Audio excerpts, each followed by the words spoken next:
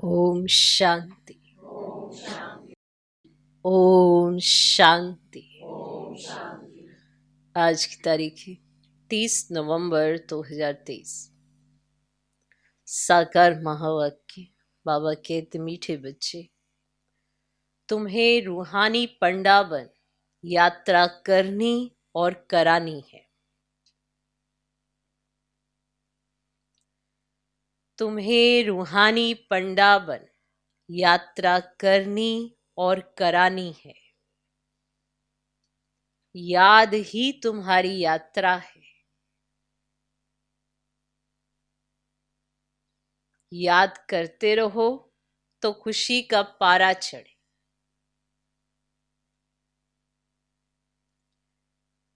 तुम्हें रूहानी पंडाबन यात्रा करनी और करानी है।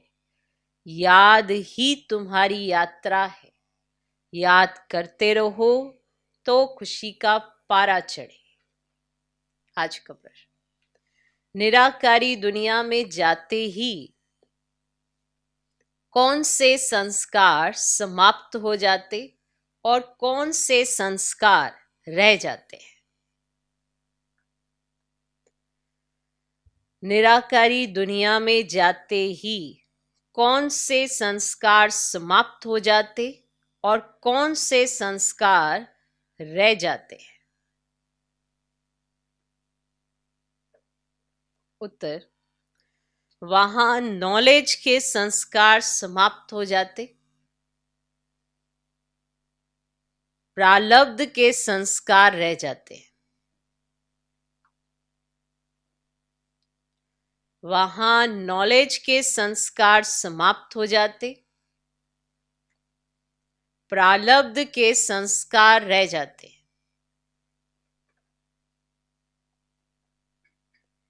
जिन संस्कारों के आधार पर तुम बच्चे सतयुग में प्रारब्ध भोगते हो,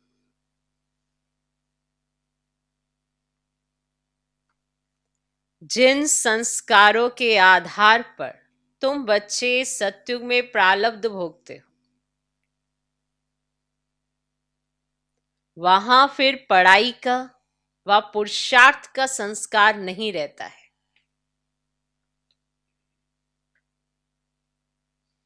वहां फिर पढ़ाई का व पुरुषार्थ का संस्कार नहीं रहता है। प्रारब्ध मिल गई, फिर ज्ञान खत्म हो जाता है।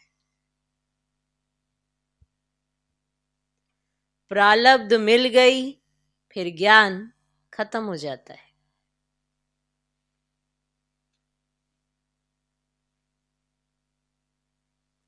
तो निराकारी दुनिया में जाती कौन से संस्कार समाप्त हो जाते और कौन से संस्कार रह जाते हैं? उत्तर, वहां नॉलेज के संस्कार समाप्त हो जाते, प्रारब्ध के संस्कार रह जाते हैं। जिन संस्कारों के आधार पर तुम बच्चे सतयुग में प्रारब्ध भोगते हो, वहां फिर पढ़ाई का व पुरुषार्थ का संस्कार नहीं रहता है। प्रारब्ध मिल गई, फिर ज्ञान खत्म हो जाता है। क्लियर? आज का गीत है, रात के राही थक मत जाना। ओम शांति। यहाँ समुख शिव भगवान उवाच है। गीता में दिखाते हैं श्री कृष्ण भगवान उवाच, परंतु श्री कृष्ण तो उस नाम रूप से समुख हो न सके। ये तो समुख कहते हैं, निराकार भगवान उवाच। श्री कृष्ण वाच कहें तो वह साकार हो जाता है। जो भी वेद शास्त्र आदि सुनाते हैं, वे ऐसे नहीं कहेंगे कि भगवान उवाच, क्योंकि वे साधु संत महात्मा आदि सब साकार में बैठे हैं। और फिर बाप कहते हैं, हे रूहानी राही। रूहानी बाप जरूर रूहों को ही कहेंगे कि बच्चे थक मत जाना। यात्रा पर कहीं थक जाते हैं तो फिर वापस आ जाते हैं। वह है जिस्मानी यात्रा। भिन्न भिन्न मंदिरों में जिस्मानी तीर्थ यात्रा करने जाते हैं। कोई शिव के मंदिर में जाते हैं, वहां सब जिस्मानी चित्र रखे हैं भक्ति मार्ग के। अब यह तो सुप्रीम रोग परम पिता परमात्मा आत्माओं को कहते हैं कि हे बच्चे, अब मुझ एक के साथ बुद्धि का योग लगाओ, और ज्ञान भी देते हैं। तीर्थों पर जाते हैं तो वहां भी ब्राह्मण लोग बैठे हैं, कथा कीर्तन करते हैं। तुम्हारी तो एक ही सत्यनारायण की कथा है, नर से नारायण बनने की। तुम जानते हो, पहले स्वीट होम में जाएंगे, फिर विष्णुपुरी में जाएंगे। इस समय तुम हो ब्रह्मापुरी में। इसको पियर घर कहा जाता है। अभी ब्रह्मापुरी में हो, इसको पियर घर कहा जाता है। तुमको जेवर आदि कुछ नहीं है, क्योंकि तुम पियर घर में हो। तुम जानते हो, ससुर घर में हमको अपार सुख मिलने। अब यहां कलयुगी ससुर घर में तो अपार दुख है। तुमको तो जाना है ना उस पार सुखधाम में, यहां से ट्रांसफर होना है। तो बाप सभी को नैनों पर बिठाकर ले जाते हैं। अब दिखाते हैं ना, श्री कृष्ण का बाप उनको टोकरी में बिठाकर उस पार ले गया, तो ये बेहद का बाप तुम बच्चों को उस पार ससुर घर ले जाते हैं। तो पहले अपने निराकारी घर में जाएंगे, वहां ले जाएंगे, फिर ससुर घर भेज देंगे। ससुर घर माना सत्युग, जहां सोने हीरे ज्वारात आपको सब मिलेंगे। अब यहाँ ब्रह्मापुरी में बैठे हो, पियर घर में बैठे हो, तो इन सब चीजों की जरूरत नहीं है। तो वहां ये सब पियर घर ससुर घर की बातें जब अपने शांति धाम में जाएंगे तो बातें भूल जाएंगे। तो वह है निराकारी पियर घर, और वहां ये नॉलेज भूल जाती है। नॉलेज के संस्कार ही निकल जाते हैं, माना ये सब कुछ भी इमर्ज नहीं होगा वहां पे, बाकी प्रारब्ध के संस्कार रह जाते हैं। फिर तुम बच्चों को प्रारब्ध ही ध्यान में रहती है। प्रारब्ध अनुसार जाकर सुख के जन्म लेंगे, सुखधाम जाना है। प्रारब्ध मिल गई, फिर ज्ञान खत्म। अभी ज्ञान मिला हुआ है, फिर प्रारब्ध मिल जाएगी, फिर ज्ञान खत्म। तुम जानते हो, प्रारब्ध में हमारी फिर वही एक्ट चलेगी। तुम्हारे संस्कार ही प्रारब्ध के हो जाएंगे, ऑटोमेटिकली वैसी एक्ट चलने लगेगी। अभी ये पुरुषार्थ के संस्कार, ऐसे नहीं कि पुरुषार्थ और प्रारब्ध दोनों संस्कार वहां रहेंगे, नहीं। कहाँ की बात हो रही? नहीं, वहां ये ज्ञान नहीं रहता। तो सत्युग में पुरुषार्थ और प्रारब्ध के संस्कार नहीं, सिर्फ प्रारब्ध के संस्कार रहते हैं। तो वहां ये ज्ञान नहीं रहता। तो ये तुम्हारी रूहानी यात्रा है, तुम्हारा चीफ पंडा है बाप। यूं तो तुम भी रूहानी पंडे बन जाते हो, सबको साथ में ले जाते हो। वह है जिस्मानी पंडे, तुम हो रूहानी पंडे। वे लोग अमरनाथ पर बड़े धूमधाम से ले जाते हैं, झुंड के झुंड खास अमरनाथ पर बहुत धूमधाम से जाते हैं। बाबा ने देखा है कितने साधु संत बाजे गाजे ले जाते हैं अमरनाथ पर, और साथ में डॉक्टर आदि भी ले जाते हैं, क्योंकि ठंडी का समय होता है ना, कहीं बीमार पड़ जाते हैं। तो तुम्हारी यात्रा तो बहुत सहज है। बाप कहते याद में रहना ही तुम्हारी यात्रा है, याद मुख्य है। बच्चे याद करते रहे तो खुशी का पारा चढ़ा रहे, और साथ में औरों को भी यात्रा पर ले जाना है। तो ये यात्रा एक ही बार होती है। तो वह जिस्मानी यात्राएं तो भक्ति मार्ग से शुरू होती हैं, वह भी कोई शुरुआत में नहीं होती। ऐसे नहीं कि फट से मंदिर बने और फट से चित्र आदि बन जाते हैं, ऐसे नहीं। जैसे द्वापर में प्रवेश किया, फट से मंदिर बनाए और फट से चित्र बन गए, फट से यात्रा शुरू। बात समझ में आई? ये थोड़ा धीरे धीरे बाद में होती है। तो बाबा कहते हैं ऐसे नहीं कि फट से मंदिर फट से चित्र बन जाते हैं, वे तो आहिस्ते आहिस्ते बाद में बनते जाते हैं। तो पहले पहले शिव का मंदिर बनेगा, और वह भी पहले घर में सोमनाथ का मंदिर बनाते हैं। तो फिर कहाँ जाने की दरकार ही नहीं रहती, तो घर में बनाते हैं पहले। तो ये मंदिर आदि बाद में बनते हैं, समय लगता है, समझा? पहले घर में, फिर बाद में बाहर बनते हैं। तो आहिस्ते आहिस्ते नए शास्त्र, नए चित्र, नए मंदिर आदि बनते रहते हैं। टाइम लगता है क्योंकि पढ़ने वाले भी चाहिए ना, पढ़ने वाले भी तो चाहिए। तो मठ आदि जब वृद्धि को पाएंगे फिर विचार होगा शास्त्र बनाए। तो इतने तीर्थस्थान बने, मंदिर बने, चित्र बने, टाइम लगता है ना। बल कहा जाता है कि भक्ति मार्ग द्वापर से शुरू होता है, परंतु टाइम तो लगता है ना। ऐसे नहीं कि द्वापर में प्रवेश किया और भक्ति मार्ग शुरू हो गया। धीरे धीरे धीरे धीरे ऐसे बनते जाते हैं। फिर कलाएं कमती होती जाती हैं। तो पहले अव्यभिचारी भक्ति, फिर व्यभिचारी भक्ति हो जाती है। तो ये सब बातें अच्छी रीति चित्रों पर सिद्ध कर बताई जाती है। और समझाने वाले की बुद्धि में यही चलता रहेगा कि ऐसे ऐसे चित्र बनाएं, ये समझाएं, तो सबकी बुद्धि में तो नहीं चलेगा। जो समझाने वाला होगा उसकी बुद्धि में चलेगा, तो सबकी बुद्धि में तो नहीं चलेगा। नंबर वार है ना। और कोई की बुद्धि बिल्कुल चलती नहीं, वह फिर पद भी ऐसे पाए। मालूम पड़ जाता है ये क्या बनेंगे। जितना आगे चलेंगे तुम समझते जाएंगे। जब लड़ाई आदि लगेगी फिर प्रैक्टिकल देख लेंगे, फिर बहुत पछताएंगे। उस समय पढ़ाई तो हो ना सके। अब लड़ाई के समय थोड़ा पढ़ाई होती है, लड़ाई के समय पढ़ाई होती है। तो लड़ाई के समय तो त्राही त्राही होती रहेगी, सुन ही नहीं सकेंगे। पता नहीं क्या हो जाएगा। पार्टीशन हुआ तो क्या हो गया, देखा ना।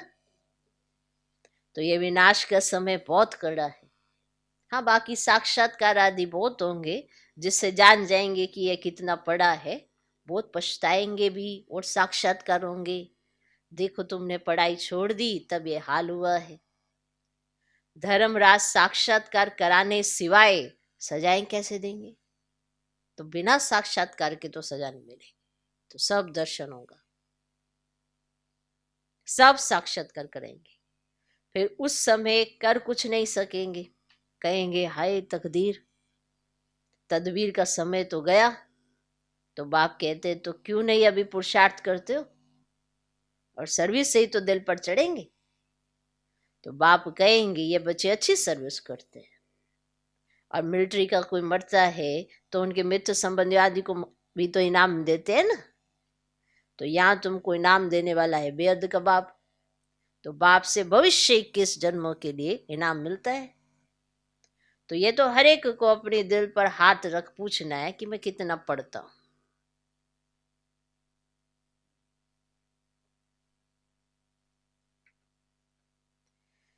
धारणा नहीं होती तो गोया तकदीर में नहीं है।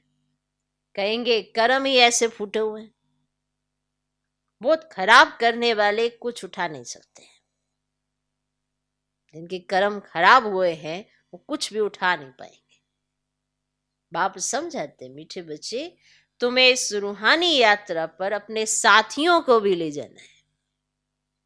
फर्ज है हर एक को ये यात्रा की बात बताना। बोलो हमारी ये रूहानी यात्रा है और वह है जिस्मानी। दिखाते हैं ना, रंगून की तरफ एक छम छम तालाब है और जहां स्नान करने से ना परी बन जाते हैं, लेकिन वह परी आदि तो बनते नहीं। और यह है ज्ञान स्नान करने की बात, तो जिससे फिर तुम भविष्यत की बीबी बन जाते हो। और ज्ञान योग बल से बैकुंठ में आना जाना तो तुम्हारे लिए कॉमन बात है। और ही तुमको रोका जाता है घड़ी घड़ी ध्यान में नहीं जाओ, है ना, आदत पड़ जाएगी। तो ये ज्ञान मान सरोवर है। परम पिता परमात्मा आकर इस मनुष्य तन द्वारा ज्ञान सुनाते हैं, इसीलिए इनको मान सरोवर कहा जाता है। तो मान सरोवर अक्षर सागर से निकला है और ज्ञान सागर में ज्ञान स्नान करना तो बहुत अच्छा है। और भविष्यत की बीबी को माँ रानी कहा जाता है। तो बाप कहेंगे तुम भी भविष्यत के मालिक बनो। तो बच्चों पर लव रहता है तो हर एक पर रहम पड़ता ना, और साधुओं पर भी रहम आता है। अब यह तो गीता में लिखा हुआ है कि साधुओं का भी उद्धार करते हैं। उद्धार होता है ज्ञान योग से। तो तुम बच्चों में ना समझाने की बड़ी फुर्ती चाहिए। बोलो तुम और तो सब जानते हो लेकिन छाछ जानते हो। और बाकी मक्खन खिलाने वालों को तो तुम जानते ही नहीं हो, है ना। बाप कितना अच्छी रीति समझाते हैं, परंतु किसकी बुद्धि में भी बैठे ना। तो बाप को जानने से मनुष्य हीरे जैसा बनते हैं, और ना जानने से मनुष्य कोड़ी मिसल बिल्कुल पतित है। तो बाप को जानने से ही तो पावन बनते हैं। तो पतित दुनिया में कोई पावन हो ना सके। तो जो महारथी बच्चे हैं ना, वे अच्छी रीति समझा सकेंगे। और कितने ढेर ब्रह्मा कुमार ब्रह्मा कुमारियां हैं, और प्रजापिता ब्रह्मा तो नाम भी मशहूर है। और प्रजापिता ब्रह्मा की ये है मुख वंशावली। और ब्रह्मा कोई तो 100 भुजा 1000 भुजा दिखाते हैं, और ये भी समझाया जाता है इतनी भुजाएं तो हो ही नहीं सकती। तो बाकी ब्रह्मा तो बहुत बचड़े वाला है। ब्रह्मा फिर किसका बच्चा? इनका तो बाप है ना। और ब्रह्मा है शिव बाबा का बच्चा। अब इनका और कौन बाप हो सकता? शिव बाबा का कोई और बाप हो सकता? मनुष्य तो कोई हो ही नहीं सकता। तो ब्रह्मा विष्णु शंकर गाए जाते सूक्ष्म वतन के, वे तो यहाँ आ ना सके। और प्रजापिता ब्रह्मा तो यहाँ जरूर यहाँ ही होगा ना। तो सूक्ष्म वतन में तो प्रजा नहीं रचेंगे। तो परम पिता परमात्मा आकर इस ब्रह्मा मुख द्वारा शक्ति सेना रचते हैं। तो पहले पहले परिचय देना ना, हम ब्रह्मा मुख वंशावली है ना। तुम भी ब्रह्मा के बच्चे हो ना। और प्रजापिता ब्रह्मा है सबका बाप। फिर उनसे और बिरादरियां निकलती हैं, नाम बदलते जाते हैं। अब तुम ब्राह्मण हो। कौन हो तुम? ब्राह्मण। प्रैक्टिकल में देखो, प्रजापिता ब्रह्मा की कितनी औलाद है? जरूर औलाद को वर्षा मिलता होगा। ब्रह्मा के पास तो कोई प्रॉपर्टी है नहीं, प्रॉपर्टी है शिव बाबा के पास। और ब्रह्मा वल्द शिव, तो बेअद के बाप से ही वर्षा मिलता है। और ब्रह्मा द्वारा शिव बाबा बैठ पढ़ाते हैं। हमको दादे का वर्षा मिलता है। और दादा कौन? तो बाबा समझाते तो बहुत है, परंतु योग नहीं, कायदे पर नहीं चलते। तो बाप भी क्या करे? और बाप कहते हैं इनकी तकदीर। अगर बाबा से पूछें तो बाबा बता सकते हैं इस हालत में तुम्हारा क्या पद होगा। पूछ सकते, बता सकते कि इस हालत में तुम्हारा क्या पद होगा। दिल भी तो गवाही देता है मैं कितनी सर्विस करता हूं, श्रीमत पर कहां तक चलता हूं। श्रीमत कहती है मन मना भव, सबको बाप और वर्षे का परिचय देते रहना है। ढिंढोरा भी पीटते रहते हैं, बाबा इशारा देते रहते हैं तुम्हें गवर्नमेंट को भी समझाना है, जो वे भी समझे बरोबर भारत की ताकत ही चली गई है। तो परम पिता परमात्मा सर्वशक्तिमान से योगी नहीं है। इनसे तुम योग लगाते हो तो एकदम विश्व के मालिक बनते हो। तो माया पर भी तो तुम जीत पाते हो। मैंने बाप की श्रीमत पर चलोगे तो जीत पाओगे ना। तो गृहस्थ व्यवहार में रहते माया पर जीत पानी है। हमारा मददगार बाप है। तो कितना समझाया जाता है, धारणा करनी चाहिए। माया पर जीत पा सकते हो? कई कहते हम नहीं पा सकते माया पर जीत। अरे भगवान तुम्हारा बाप कितना सर्वशक्तिमान है, वो तुमको कहते तुम पा सकते हो, तो उसका कहना नहीं मानते हो। पा सकते हो। बाबा ने समझाया है धन दिए धन ना खुटे। सर्विस करेंगे तब बाबा की दिल पर चढ़ सकेंगे, नहीं तो इम्पॉसिबल है। इसका मतलब यह नहीं कि बाबा प्यार नहीं करते। बाबा प्यार सर्विसेबल को करेंगे। मेहनत करनी चाहिए। सबको यात्रा लायक बनाते हैं। मन मना भव तो यह है ना रूहानी यात्रा। मुझे याद करो तो तुम मेरे पास पहुंच जाओगी। तो शिवपुरी में आकर फिर विष्णुपुरी में चले जाएंगे। तो ये बातें सिर्फ तुम बच्चे ही जानते हो। कोई और मन मना भव का अर्थ समझते नहीं, पढ़ते तो बहुत है। तो बाप महामंत्र देते मुझे याद करो तो तुम विक्रमाजीत बच्चे बन जाएंगे। अच्छा, मीठे मीठे सिके लदे बच्चों प्रति माता पिता बाप दादा का याद प्यार और गुड मॉर्निंग। रूहानी बाप की रूहानी बच्चों को नमस्ते। हम रूहानी बच्चों की भी रूहानी बाप को नमस्ते नमस्ते नमस्ते। Good morning good morning good morning. धारणा के लिए मुख्य सा पहला पॉइंट, ज्ञान स्नान करना है।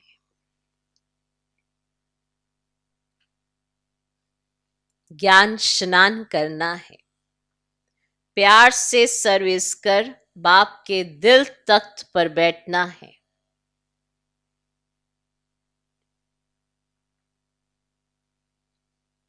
प्यार से सर्विस कर बाप के दिल तख्त पर बैठना है। पुरुषार्थ के समय में अलबेला नहीं बनना है।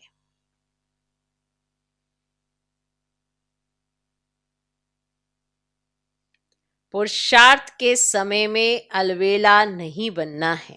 माना पुरुषार्थ का समय तो अभी है ना, बाकी तो फिर प्रारब्ध का समय है, फिर भक्ति मार्ग का समय है, और पुरुषार्थ का समय यही है। तो इसमें अलबेलापन करके अपना कल्प कल्प का नुकसान नहीं करना है। तो पुरुषार्थ के समय में अलबेला नहीं बनना है। दूसरा पॉइंट, बाप की पलकों पर बैठ कलयुगी दुखधाम से सुखधाम चलना है।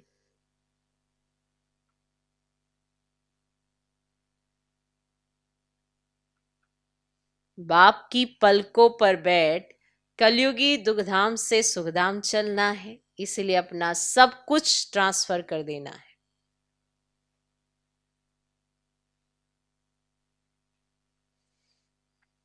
आज का वरदान, जीवन में दिव्य गुणों के फूलों की फुलवाड़ी द्वारा,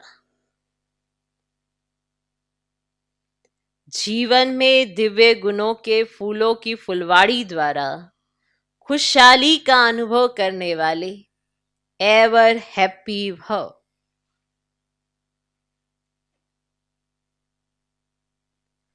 जीवन में दिव्य गुणों के फूलों की फुलवाड़ी द्वारा खुशहाली का अनुभव करने वाले एवर हैप्पी भव। सदा खुशहाल अर्थात भरपूर संपन्न। पहले कांटों के जंगल में जीवन थी, अभी फूलों की खुशहाली में आ गए। सदा जीवन में दिव्य गुणों के फूलों की फुलवाड़ी लगी हुई है, इसीलिए जो भी आपके संपर्क में आएगा उससे दिव्य गुणों के फूलों की खुशबू आती रहेगी, और खुशहाली देख करके खुश होंगे, शक्ति का अनुभव करेंगे। खुशहाली औरों को भी शक्तिशाली बनाती और खुशी में लाती है, इसीलिए आप कहते हो कि हम एवर हैप्पी हैं।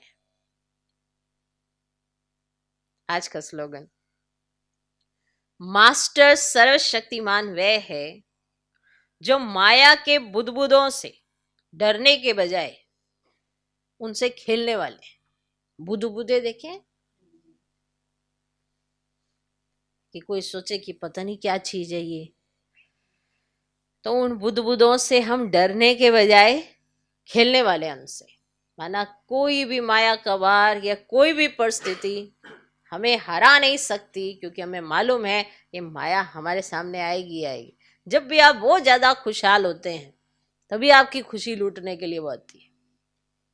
हाँ, आपको ऐसा लगता है कि अब सब कुछ अच्छा होने वाला है, सब कुछ अच्छा अच्छा चल रहा है, अचानक से ही कोई एक थॉट आ जाएगा या कोई आस पड़ोस वाला दे देगा, कोई ऐसा ही संकल्प अजीब सा विचित्र सा जो आपकी खुशहाली को बर्बाद कर दे। फिर आपकी नेगेटिविटी का सारा समाचार अंदर अंदर चलने लग जाएगा।